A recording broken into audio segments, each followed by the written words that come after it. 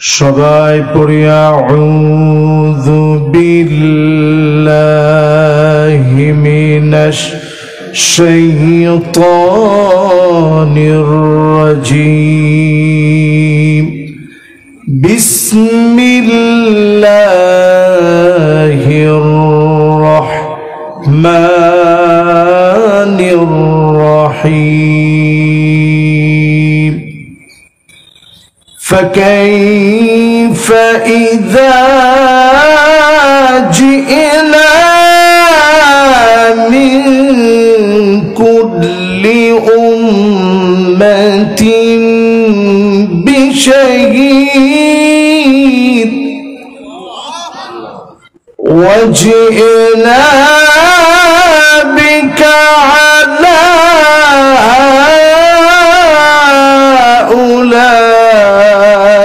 شهيدا وجئنا بك على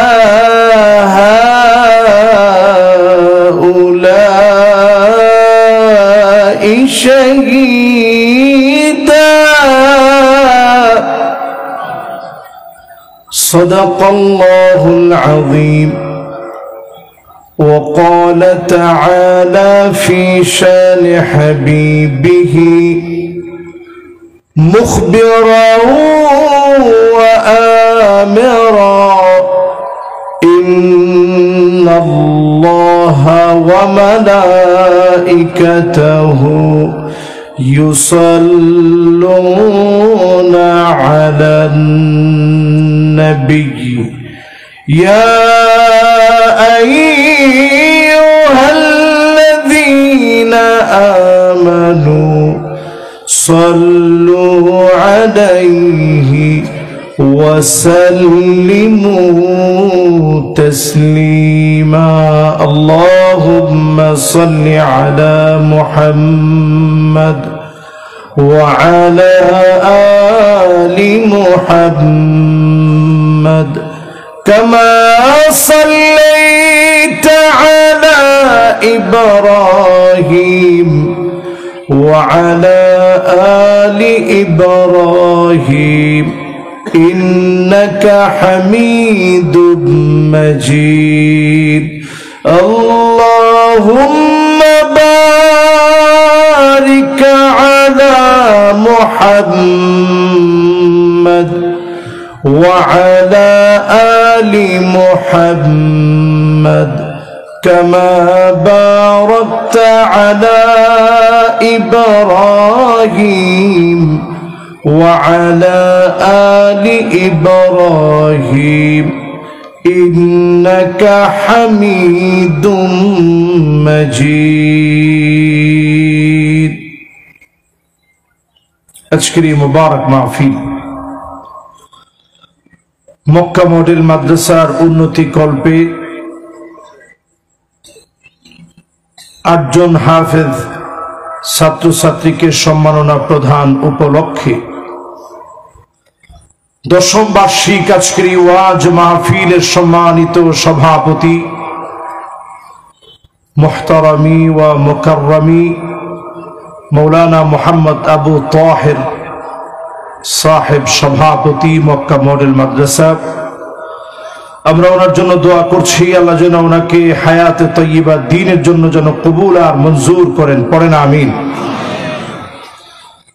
আজকের এই মোবারক মাহফিলের দ্বিতীয় দিনের সম্মানিত প্রধান অতিথি জননন্দিত জননেতা ইসলামী আন্দোলনের অন্যতম সিপাহ সালার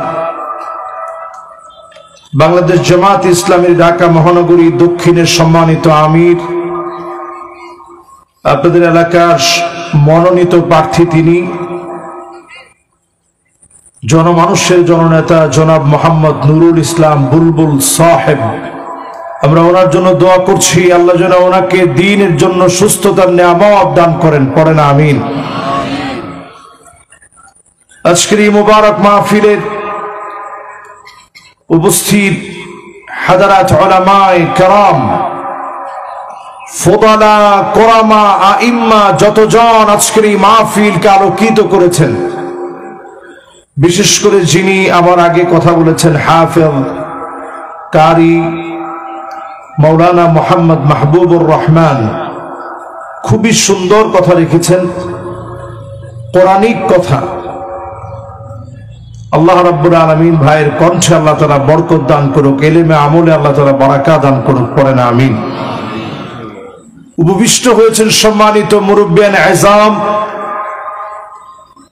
তারুণ্যের উচ্ছ্বাস, দিক দিগন্তের দিকপাল তরুণ প্রজন্মের আমার তরুণ ভাইয়েরা, মাইকের আওয়াজ যে পর্যন্ত যাচ্ছে, পর্দার অন্ত আড়ালে শ্রবণরত আমার মা এবং বোনেরা, সকলকে আরো একটা বার নিবেদন করতে চাচ্ছি সর্বশ্রেষ্ঠ ইসলামের অভিবাদন, উহাইয়িকুম বিতাহিয়্যাতিল ইসলাম, আসসালামু আলাইকুম ওয়া রাহমাতুল্লাহি ওয়া বারাকাতুহু।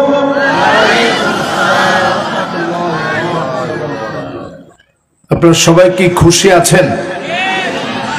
বেশি না কম? মাশাআল্লাহ। তো যারা বেশি খুশি হয়েছেন একটু মহব্বতে দিল থেকে পড়েন আলহামদুলিল্লাহ, জোরে সোরে আলহামদুলিল্লাহ। মাশাআল্লাহ, এখন মাঠের ভিতরে আর কোনো গ্যাপ নাই। গ্যাপটা যেহেতু দূর হয়ে গেছে, সৌন্দর্য অনেকাংশে বর্ধিত হয়েছে। যারা যারা আমরা বসছি, আল্লাহ পাকের প্রশংসা আদায় করি, নবীজির নামে একটা বার দরুদ শরীফ পড়ি, সবাই পড়ি মুহাম্মাদুর রাসূলুল্লাহ সাল্লাল্লাহু আলাইহি ওয়াসাল্লাম। সবাই পড়ছেন? খুব বেশি লম্বা আলোচনা আজকে আমি করব না। এখন 10:56 বাজে, এই ধরে নেন 11টা। আমরা 12টা পর্যন্ত আপনাদেরকে একটু কষ্ট দিয়ে কথাগুলো শোনানোর চেষ্টা করব। যে কথাগুলো আজকে আমরা বলবো, কালকে যেন আমাদের ফজর মিস না হয়। এখন ইনশাআল্লাহ আওয়াজটা একেবারে কমে গেছে, ফজর পড়বো তো ইনশাআল্লাহ। এবার যারা এই মাহফিলে বসছেন, 50% শুনে কারা কারা চলে যাবেন হাত উঠায় দেখান। বুঝতে পারেননি? আমি দেখতে পেয়েছি সর্বোচ্চ 4-5 জন হাত উঠেছে। এবার দেখতে চাই এই মাহফিলে যারা বসছেন 60-70% নয়, 80% পর্যন্ত শুনে কারা কারা বাড়ি যাবেন হাত উঠায় দেখান। আমি মনে করছিলাম দ্বিতীয়বারে ভুল করবেন আপনারা একটু কম অন্তত, কিন্তু আমি দেখলাম আমরা দ্বিতীয়বারে আরো বেশি ভুল করলাম। তাহলে 80% শুনে চলে যাবেন। কত পার্সেন্ট শুনবেন? কারা কারা 100% শুনবেন? একটু হাতগুলো উঠা তো দেখি। একজন তাকবীর দিবেন, পুরা মাঠ যেন একেবারে নিথর নিস্তব্ধ হয়ে প্রকম্পিত হয়। দেন তো দেখি।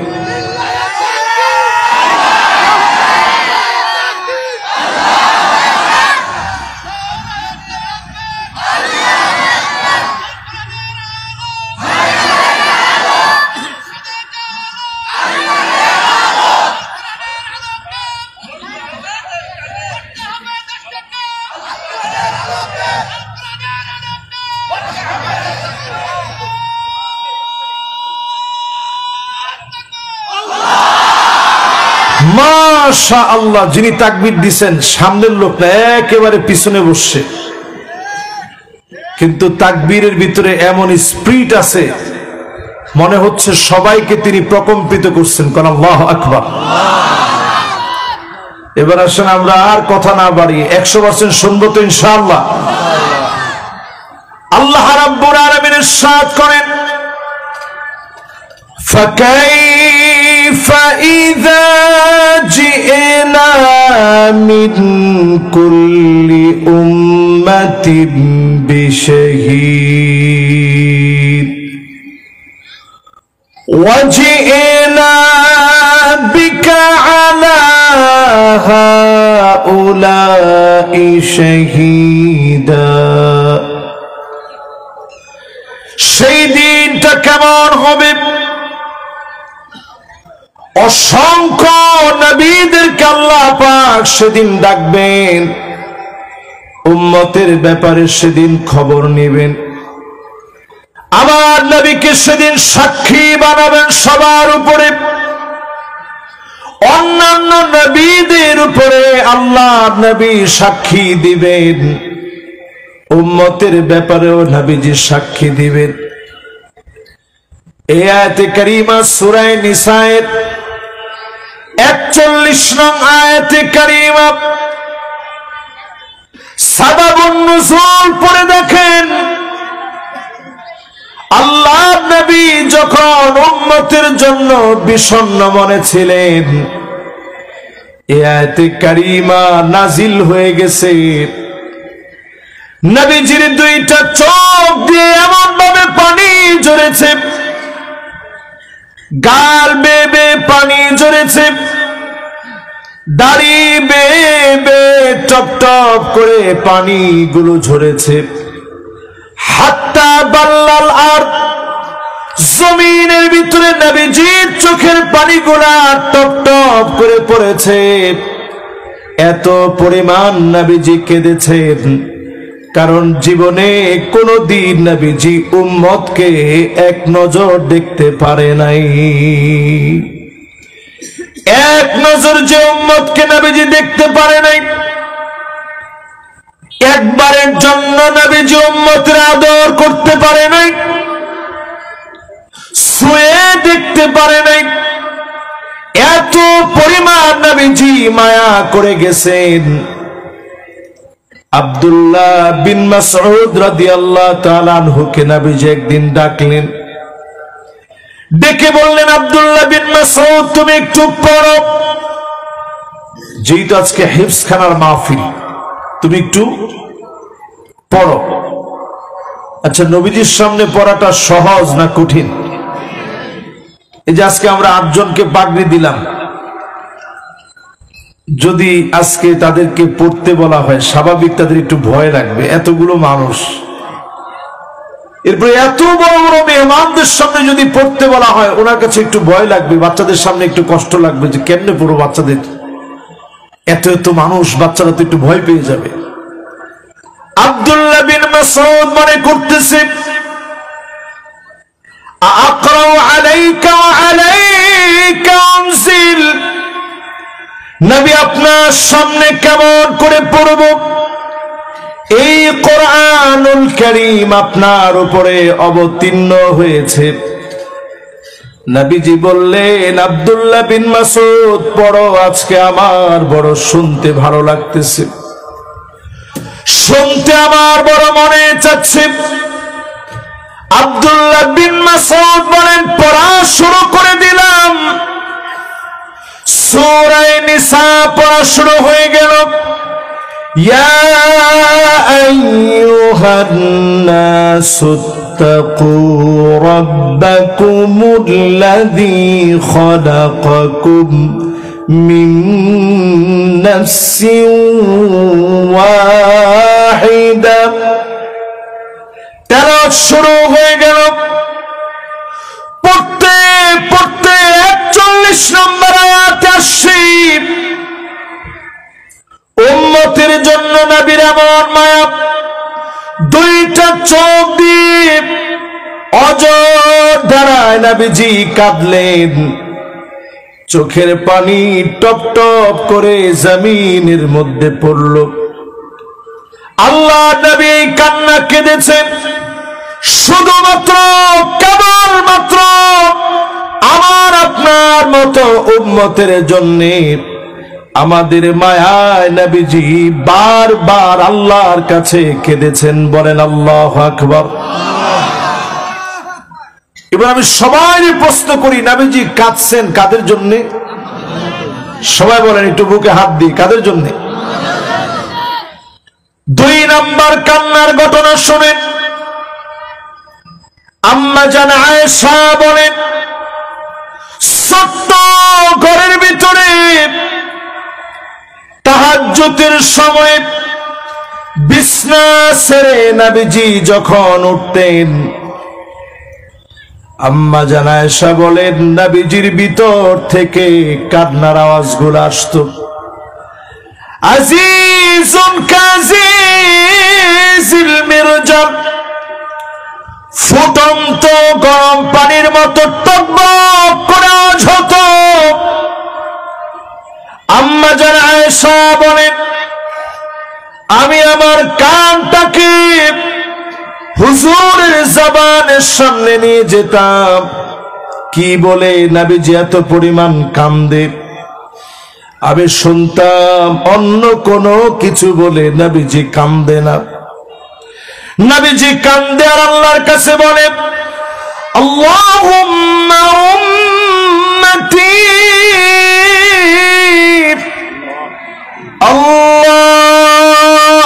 আল্লাহুম্মা উম্মতি, আল্লাহ আমার উম্মত, আমার উম্মত।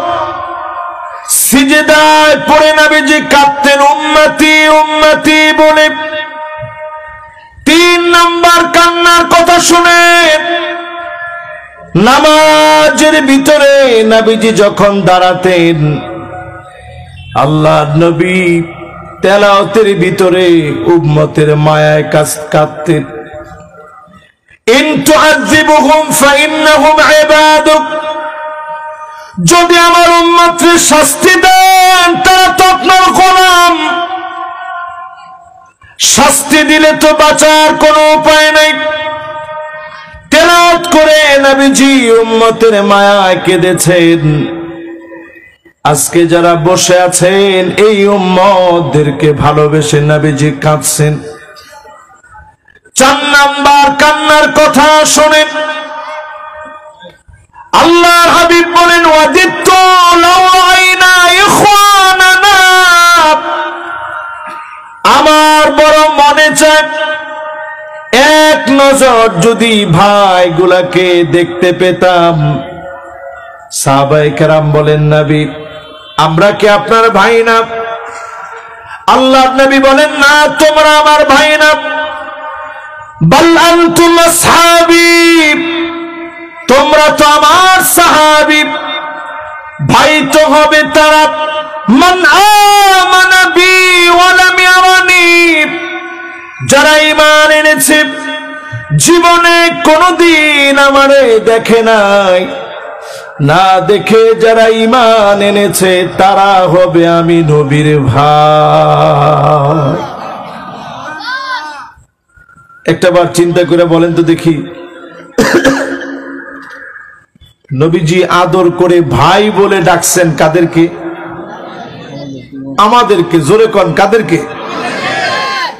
আমি আজকে এখানে বসে এই ওয়াজটা করব সিদ্ধান্ত নিলাম তখন আমাদের আমির সাহেব যখন ঘোষক বলতেছিল যে সাদেক ভাই টুপি পড়াই দিবে, আমির সাহেব বলতেছিলেন যে আরে না হুজুর কন।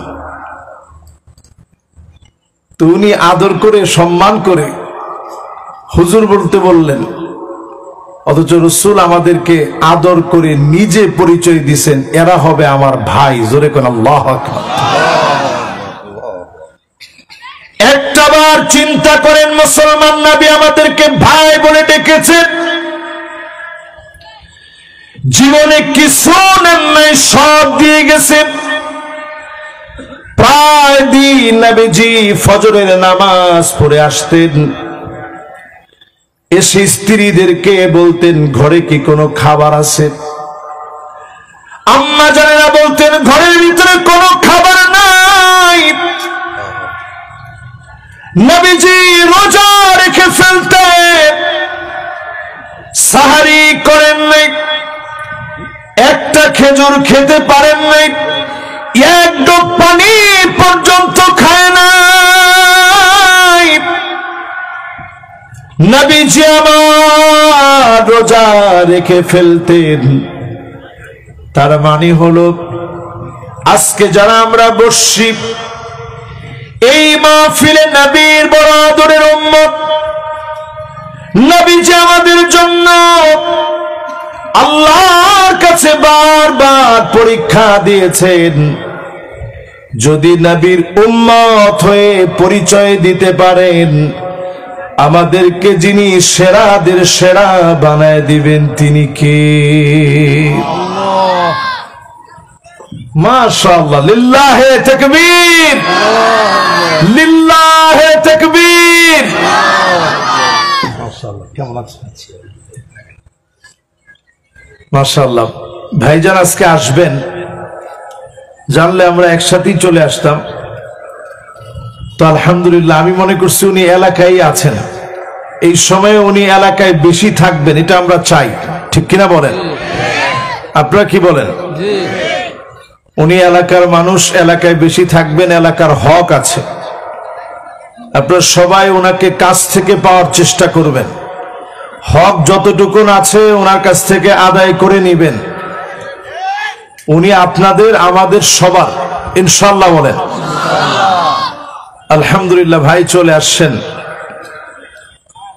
আজকে যেখানে বলতেছিলাম 4টায় গিয়েছি আমরা, এরকম 20টা আজকে শোনায় এরপরে ভাইকে দিব, ভাই কথা বলবে, বেশিক্ষণ লাগবে না ইনশাআল্লাহ, 1 ঘন্টার ভিতরে আমাদের সব কভার হয়ে যাবে। 12টায়, এখন 11:10 বাজে ইনশাআল্লাহ। তাহলে আমরা 4 নাম্বার পয়েন্টে ছিলাম, এবার 5 নাম্বার পয়েন্টে আসি। নবী আমাদেরকে কি পরিমাণ ভালোবাসলেন, এত পরিমাণ ভালোবেসে গেছেন, আমার আপনার জন্য নবীজি অপেক্ষায় থাকবে, পুলসিরাতের কিনারায় দাঁড়ায় থাকবে। মানুষ সেদিন 3 ভাবে পুলসিরাত পার হবে। সিনফান মুশাতান, এক গ্রুপ পার হবে পায়ে হেঁটে হেঁটে। সিনফান রুকবানান, আরেক গ্রুপ পার হবে জান্নাতে আরোহণে চড়ে। সিনফান আলা উজুহিহিম, আরেক গ্রুপের চেহারা নিচের দিকে দিয়ে দেবে, পাগুলা উপরের দিকে দিয়ে দিবে। কেটে কেটে কত উম্মত জাহান্নামের দিকে পড়ে যাবে। নিচে জাহান্নামের আগুন দাও দাও করে জ্বলবে। আল্লাহর কিছু গোলাম এমন থাকবে, তারা যখন পুলসিরাত পার হবে, জাহান্নাম ডাক দিয়ে বলবে, জুসিয়া মুমিন ইন্না নূরাকা ইউতফিউ লাহাবি। ও মুমিন, তাড়াতাড়ি চলে যাও, তোমার নূর জাহান্নামের আগুনকে পর্যন্ত নিভায় দিচ্ছে। তোমার নূর জাহান্নামের আগুনকে নিভায় দিচ্ছে। সেই গোলামেরা যখন পার হয়ে যাবে, হাত কাটা পা কাটা যারা থাকবে, সেদিন নবীজি দোয়া করবে আল্লাহর কাছে, ইয়া রাব্বি সাল্লিম, ইয়া রাব্বি সাল্লিম। আল্লাহ আপনি শান্তি দান করে দেন, দয়া করে উম্মত গুলারে শান্তি দান করেন।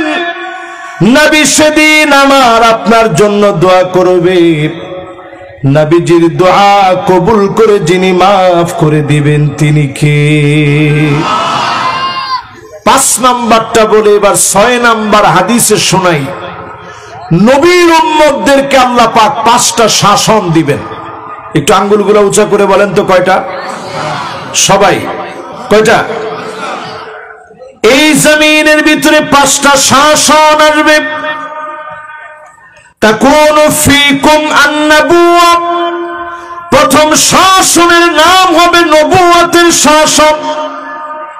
নবী পৃথিবীতে শাসক হয়ে আসছেন, জমিনে তিনি শাসন করেছেন, বিচার কার্য পরিচালনা করেছেন। এটা নবুয়তের শাসন। জোরে কোন আল্লাহু আকবার। 2 নাম্বার শাসন এই পৃথিবীতে আসবে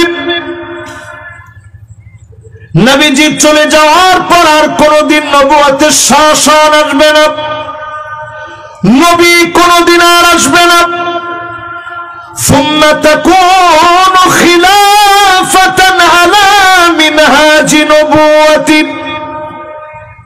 2 নাম্বার শাসন এই জমিন আসবে খোলাফায়ে রাশিদিনদের শাসন। জোরে করে আল্লাহু আকবার। কত বছর থাকবে? 32 বছর 6 মাস। হাসান রাদিয়াল্লাহু তাআলা আনহু পর্যন্ত পুরা 32 বছর 6 মাস হয়েছে। নবী সাল্লাল্লাহু আলাইহি সাল্লাম যেমন বলে গেছেন হুবহু সেই শাসন পৃথিবীবাসী দেখেছে। 3 নাম্বার শাসন আসবে সুম্মা তাকুনু মুলকান আদান। রাজতন্ত্র আসবে এই জমিনের ভিতরে। আওয়াজ করে বলেন কি আসবে? এখনো রাজতন্ত্র কিছু কিছু দেশে আছে। একজন খালি সৌদি আরবের কথা বলছে, খালি সৌদি আরবে না মিয়া, সৌদি আরবে আছে, জর্ডানে আছে, ওয়ার্ল্ডের এখনো মুসলিম অনেক দেশে পুরাপুরি রাজতন্ত্র না চললেও রাজতন্ত্রের হুবহু ক্যাটাগরিতে সারা ওয়ার্ল্ডের মুসলিম দেশগুলো এখনো চলতেছে। এজন্য আমরা পুরাপুরি শান্তি পাই না। রাজতন্ত্র এই পৃথিবীতে আসবে। 3 নাম্বার শাসন হবে রাজতন্ত্র। বেশি দিন রাজতন্ত্র এই জমিনে টিকবে না। রাজতন্ত্রকে যিনি উঠায় নিবেন তিনি কে? তাহলে আমরা 3য় নাম্বারটা পৃথিবীতে দেখছি। এটার ভালো দিক খারাপ দিক সব দেখা হয়েছে। আমরা এই জমিনের ভিতরে এমন শাসক দেখেছি। কিছুদিন আগে আমি মরক্কো গিয়েছিলাম। তারেক বিন জিয়াদ মুসলিম এমন একজন রণবীর ছিলেন। 711 সাল থেকে নিয়ে 1492 সাল পর্যন্ত 781টা বছর ধরে গোটা ইউরোপটাকে মুসলমানরা শাসন করেছে। জোরে করে আল্লাহু আকবার। শুধু তারেক বিন জিয়াদের মতো একজন রণবীর যখন দাঁড়িয়েছে 7000 সৈন্যবাহিনী নিয়ে পুরো ইউরোপের বিরুদ্ধে যখন তিনি লড়তে গেছেন, আটলান্টিক মহাসাগরের উত্তাল ঢেউগুলো পাড়ি দিয়ে উনি যখন পর্তুগাল আর স্পেনের কাছাকাছি গিয়েছেন, ওই পারে স্পেন এপারে মরক্কো, কাছাকাছি যখন তিনি গিয়েছেন, চতুর্দিকে যখন সৈন্যবাহিনী দেখা যাচ্ছে, তখন তিনি তাদের সঙ্গীদেরকে নিয়ে একটা বক্তব্য দিচ্ছেন। তারেক বিন জিয়াদ বলেছেন, লা মালজা ওয়ালা মানজা মিনকা ইল্লা ইলাইক। আজকে বাঁচার কোনো উপায় নাই, যাওয়ার কোনো জায়গা নাই। জীবন যদি দেয়া লাগে আল্লাহর জন্য জীবন দেব, একমাত্র যার কাছে আশ্রয় নিতে হবে তিনি কে? সবাই বুঝে ফেলছে যে আজকে জীবন দেওয়ার জন্য প্রস্তুতি নেওয়া লাগবে। এমন ভাবে মুসলমানরা ঝাঁপায় পড়তেছিল, খ্রিস্টানরা বলতেছিল ইন্না রাআইনা কওমান মাআ তারিক বিন জিয়াদ। তারিক বিন জিয়াদের সঙ্গে এমন নওজওয়ানদেরকে আমরা দেখেছি, লাউ আরাদু আন ইয়াখলাল জাবাল লাখালাউ। এরা যদি পাহাড়কে বলতো পাহাড় সরে যাও, সমুদ্র তুমি থেমে যাও, মুহূর্তের ভিতরে পাহাড় সরে যেত, সমুদ্রের ঢেউগুলো থেমে যেত। বলেন আল্লাহু আকবার। বিজয় এমনি আসে নাই। রাজতন্ত্রের পতন এই জমিনে হয়েছে মুসলিম শাসকরা কোরআন সুন্নাহ ভুলে যাওয়ার কারণে।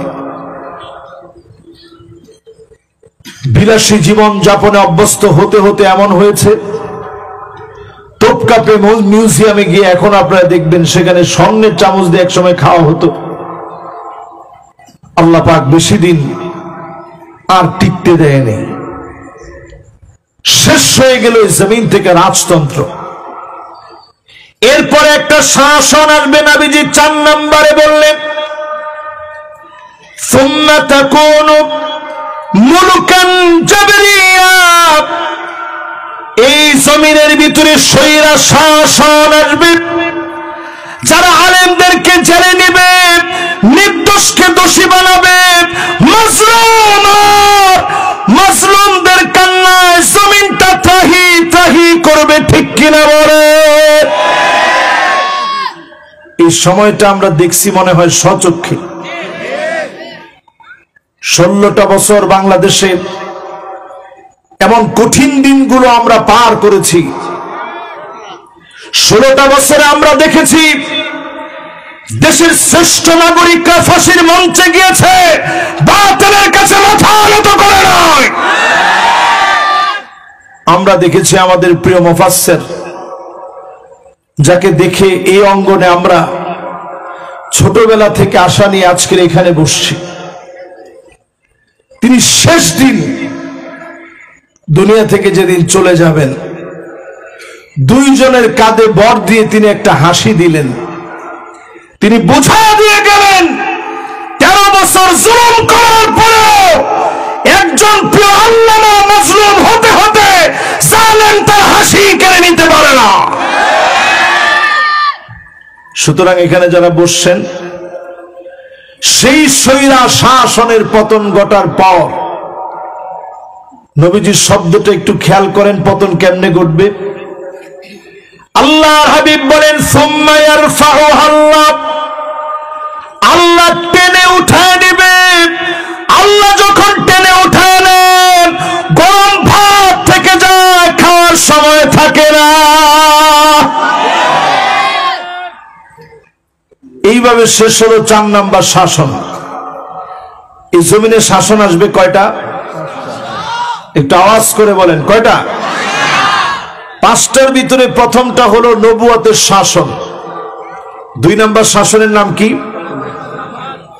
খিলাফতের শাসন।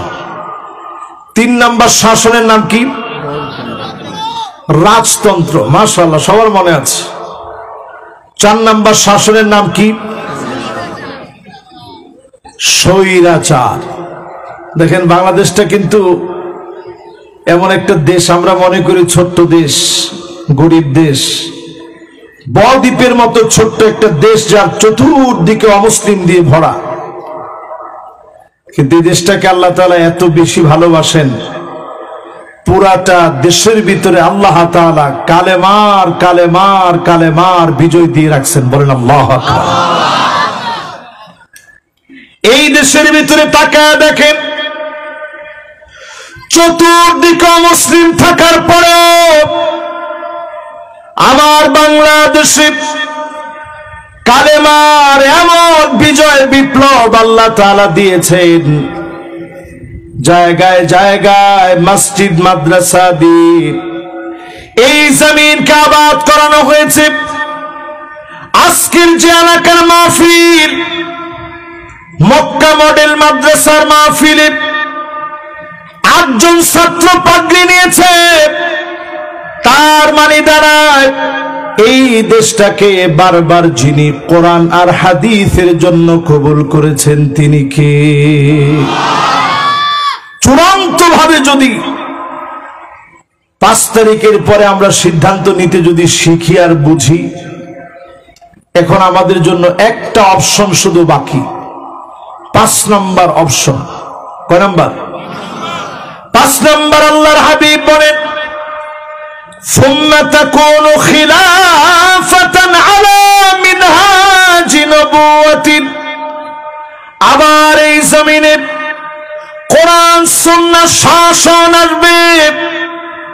আজকে যদি পরিষ্কার ভাবে বলি, 54 বছরে সব দেখা শেষ, সামনে হবে আল কোরআনের বাংলাদেশ। আপনারা কি আমার সাথে একমত?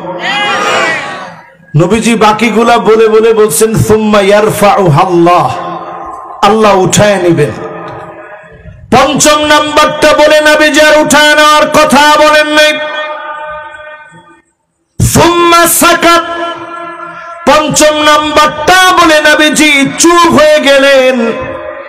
তার মানে হলো যদি এই জমিনটা একবার দিন কায়েম হয়ে যায়, এই জমিনের চিত্র যিনি পাল্টায় দিবেন তিনি কে? আমি বলছি আমি 20টা পয়েন্ট আজকে কথা বলবো, আমার 6ষ্ঠ নাম্বার পয়েন্ট শেষ। এবার 7ম নাম্বার পয়েন্টে আসেন।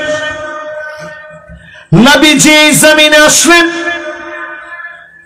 وَأَنِحْكُمْ بَيْنَهُمْ بِمَا أَنزَلَ اللَّهُ। নবীজিকে আল্লাহ অর্ডার করলেন, ও নবী বিচার করা লাগবে কোরআন দিয়ে। আওয়াজ করে বলেন কি দিয়ে? আরো জোরে কি দিয়ে? আমরা কি বাংলাদেশে কোরআন দিয়ে বিচার এস্টাবলিশ করতে পারছি না? কয়েকজন মনে হয় পারছেন। এই কাজটা কি মুস্তাহাব, সুন্নত, নফল, ফরজ? আরবিতে ফারদুন আল আমরু হুয়া কাউলুন কাওয়াইল লিগাইরি আলা সাবিলিল ইস্তিলাই ইফআল। আল্লাহ যখন বলেন কর, এটা আমাদের উপর আবশ্যক হয়ে যায়, এটা থেকে ছুটার আর কোনো সুযোগ নেই। জোরে কেন আল্লাহু আকবার। নবীজিকে আল্লাহ বললেন বিচার করো কোরআন দিয়ে, বিচার করা লাগবে কোরআন দিয়ে। 2 নাম্বার কাজ আল্লাহ দিলেন, ওয়ালা তাত্তাবি আহওয়াহুম, মন গড়া বিচার চলবে না। বিগত 54 বছরে মন গড়া বিচার অনেক দেখেছি, আর মন গড়া বিচার দেখতে চাই না। ঠিক কিনা বলেন? বিচারপতি মানিক সাহেব কিছুদিন আগে উঠাচ্ছিল, তো পাশ থেকে কয়েকজন ছেলে বলতেছে, মানিক চাচা আমরা কিন্তু জুলাই যোদ্ধারা আছি, আপনার কোনো ভয় নাই। তো সে মুসকে মুসকে হাসতেছে আর যাচ্ছে। তো চিন্তা করেন, যারা মন গড়া বিচার করেছে, জাতি তাদেরকে মেনে নেয় নাই। মন গড়া বিচার যদি আর দেখতে না চান, আল্লাহর কোরআনের বিচার এই জমিনে কায়েম হওয়া লাগবে। ঠিক কিনা বলে? 3 নম্বরে প্রিয় ভাইরা আমার, ওয়াহযারুহুম আন ইফতিনুকা আন বা'দি মা আনজালাল্লাহু ইলাইক। ও নবী সতর্ক হওয়া লাগবে, কাফেররা যেন কিছু ঢোকায় দিতে না পারে, ষড়যন্ত্র করতে না পারে।